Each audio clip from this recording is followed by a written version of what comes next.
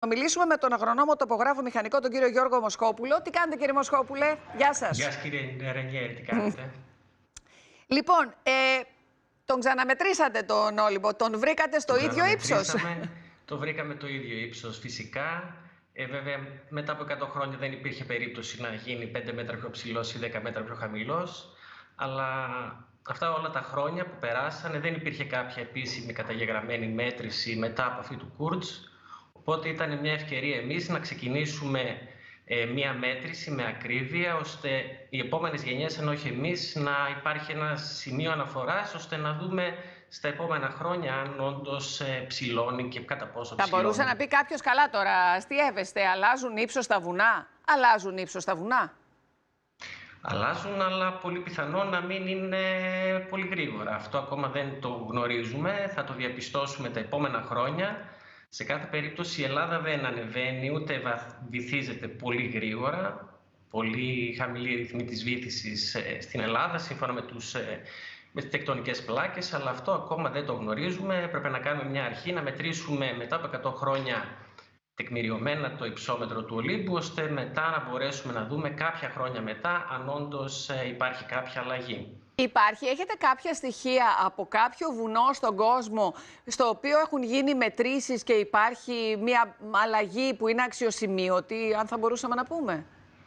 Αλλαγές πάντα γίνονται στις τεκτονικές πλάκες, τα βουνά μετριώνται παγκοσμίως, οπότε εμείς γι' αυτό κάναμε την αρχή, ώστε να έχουμε τουλάχιστον στην Ελλάδα ένα σημείο αναφοράς.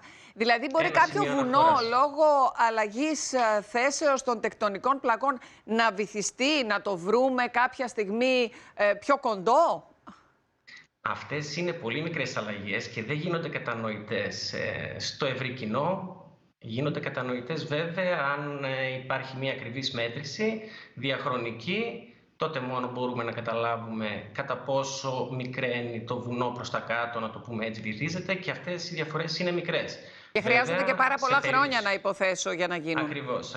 Σε περίπτωση όμως που γίνει κάποιος σεισμός, εκεί βέβαια οι αλλαγές είναι πιο απότομες, και επειδή και ο Όλυμπος βρίσκεται σε ένα ρήγμα της Ανατολίας ως γνωστόν, κάποιος σεισμός να γίνει, θα μπορέσουμε κι εμείς από στιγμή σε στιγμή, με το που γίνει ο σεισμός, την επόμενη μέρα να ανεβούμε και να διαπιστώσουμε αν έγινε κάποια μεγάλη αλλαγή. Να ρωτήσω και κάτι για τη διαδικασία. Πώς μετράμε το ύψος ενός βουνού? Δηλαδή με τι όργανα, και αν είναι εύκολο να φτάσετε με τα όργανα αυτά στο Μύτικα? Δεν ξέρω πού ανεβήκατε για να κάνετε τη μέτρηση.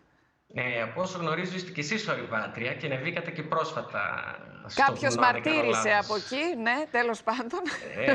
Οπότε κι εσείς ξέρετε ότι είναι αρκετά δύσκολο να ανέβεις, ειδικά στο Μύτικα, είναι επικίνδυνο το Λούκι, πόσο μάλλον να έχεις και έναν εξοπλισμό μαζί σου, ο οποίος χρειάζεται για να μετρηθεί το υψόμετρο του Μύτικα. Από εκεί και πέρα βέβαια, μετά τη μέτρηση που έγινε στο Μύτικα και στις περιμετρικές κορυφές του, χρειάστηκαν πολλοί μήνες επεξεργασίας, ώστε το υψόμετρο που μας δίνει το GPS να γίνει η αναγωγή του επί του εδάφους, δηλαδή στο βάθρο το οποίο βρίσκεται πάνω στην κορυφή, το γνωρίζετε κι εσείς, και το οποίο δεν είχε μετρηθεί ποτέ από τη Γεωγραφική Υπηρεσία Στρατού, η οποία το κατασκεύασε περίπου τη δεκαετία του 50, νομίζω το 59 εκεί, αλλά λόγω καιρικών συνθηκών φαντάζομαι, γιατί επικοινωνήσαμε και με τη γης, δεν κατάφεραν να το μετρήσουν. Απλά πήγαν, το κατασκεύασαν.